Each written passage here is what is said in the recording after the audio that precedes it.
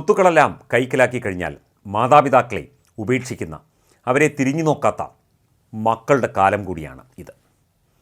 തീർച്ചയായിട്ടും നമ്മളുടെ മാതാപിതാക്കളെ, നമ്മളെ നോക്കി വളർത്തി വലുതാക്കി, നമ്മളുടെ എല്ലാ കാര്യവും നോക്കി, നമ്മളെ കണ്ണിലെ കൃഷ്ണമണി പോലെ നോക്കി വളർത്തിയ മാതാപിതാക്കളെ നിഷ്കരണം ഉപേക്ഷിക്കുന്ന രീതിയിലേക്ക് നമ്മുടെ നാട്ടിൽ ആ സംസ്കാരം എത്തിക്കഴിഞ്ഞു. വിദേശ രാജ്യങ്ങളിലാണ് സാധാരണഗതിയിൽ വയസ്സായി കഴിഞ്ഞാൽ വൃദ്ധസദനങ്ങളിലേക്ക് മാതാപിതാക്കളെ അയക്കുന്നത്. ഇപ്പോൾ വൃദ്ധസദനങ്ങളുടെ എണ്ണം കൂടി വരുന്നു നമ്മുടെ നാട്ടിൽ. 2 മക്കളും സമ്പത്തും സ്വത്തും ഉണ്ടായിട്ടും അനാഥയായി നരകയാതന അനുഭവിച്ച് അന്നക്കുട്ടി മാത്യു എന്ന മാതാവ് ഈ ലോകത്തോട് വിട പറഞ്ഞ വാർത്തയാണ് കുമളിയിൽ നിന്ന് പുറത്തു വരുന്നത്. ആവശ്യത്തിന് ഭക്ഷണമോ വെള്ളമോ ഇല്ലാത്ത ദിവസങ്ങളോളം വാടക വീട്ടിൽ ആരും നോക്കാനില്ലാതെ കിടന്ന ശേഷമാണ് ആ അമ്മയുടെ മരണം. പെറ്റുവളർത്തിയ 2 മക്കൾ ഉണ്ടായിട്ടും അവസാന സമയത്ത് തിരിഞ്ഞു നോക്കാൻ അവർക്ക് ആരുമുണ്ടായില്ല. ഒടുവിൽ പോലീസ് ഇടപെട്ടാണ് രോഗിയായവരെ ആശുപത്രിയിലാക്കിയത്.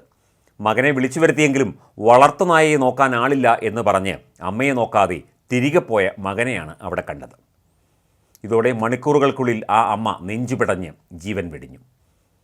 ആരുടെയും കരളലിയിക്കുന്ന സംഭവം ഇതാണ്. മക്കൾ സംരക്ഷിക്കാത്തതിനെ തുടർന്ന് പോലീസ് എത്തി ആശുപത്രിയിലാക്കിയ അട്ടപ്പള്ളം സ്വദേശിനി അന്നക്കുട്ടി മാത്യു എന്ന 76-കാരിയായ മാതാവാണ് ഇന്നലെ രാവിലെ കോട്ടയം മെഡിക്കൽ കോളേജ് ആശുപത്രിയിൽ അതിദാരുണമായി അന്തരിച്ചത്. സ്വത്ത് വിറ്റ് കിട്ടിയ പണം കൈക്കലാക്കിയ ശേഷം മക്കൾ അമ്മയെ ഒപ്പം കൂട്ടാതെ വാടക വീട്ടിൽ ഉപേക്ഷിക്കുകയായിരുന്നു. മക്കൾ തന്നെയാണ് അന്നക്കുട്ടിയെ വാടക വീട് എടുത്ത് താമസിപ്പിച്ചത്. മകൾ മാസം തോറും നൽകിയിരുന്ന ചെറിയ തുക ഉപയോഗിച്ചാണ് 1 വർഷത്തോളമായി ആ അമ്മ കഴിഞ്ഞിരുന്നത്.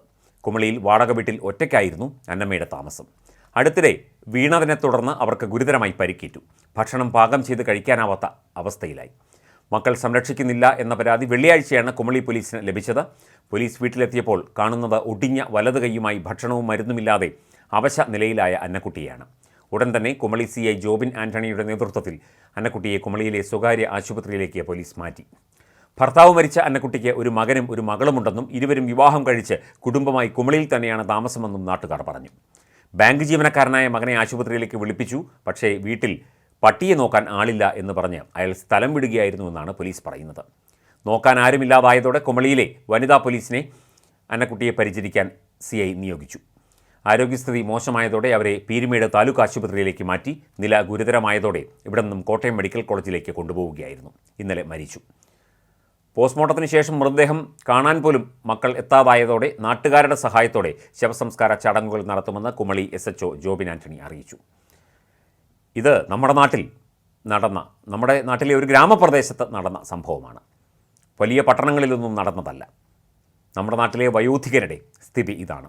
കഷ്ടപ്പെട്ട് മക്കളെ പഠിപ്പിച്ച് വളർത്തി വലുതാക്കി ജോലിയൊക്കെ വാങ്ങി അവർ നല്ല നിലയിലായി കഴിയുമ്പോൾ, സാമ്പത്തികമായി ഉന്നമനം നേടിക്കഴിയുമ്പോൾ, സ്വത്തുക്കളെല്ലാം സ്വന്തം മക്കൾക്ക് വീതം വെച്ച് അതൊക്കെ കൈക്കലാക്കി കഴിയുമ്പോൾ മക്കൾ മാതാപിതാക്കളെ ഇത്തരത്തിൽ നിഷ്കരണം ഉപേക്ഷിക്കുന്ന, അവഗണിക്കുന്ന ഗുരുതരമായ ദുഃഖകരമായ സ്ഥിതിയാണ് നമ്മുടെ നാട്ടിലും വന്നുകൊണ്ടിരിക്കുന്നത് എന്നതിൻ്റെ ഒരു സൂചനയാണ് ഈ അമ്മയുടെ